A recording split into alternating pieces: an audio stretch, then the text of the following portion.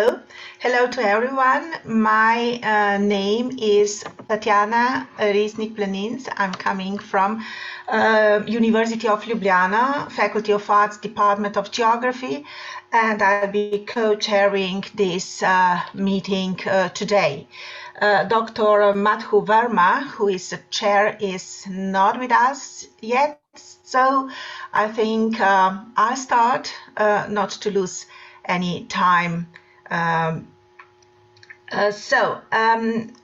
are joined here in this group to talk about pastoralism and regarding the program. I think that we could expect some very fruitful and interesting presentations.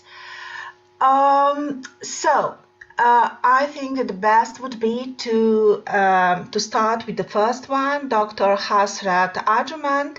He's going to talk about the dying institution of pastoralism. Can rangeland laws protect pastoral livelihoods? Dr. Hasrat Arjumand is coming from the Grassroots Institute, Canada. I think we all know him for this perfectly organized conference meeting, school, whatever. So please, Dr. Hasrat Arjumand.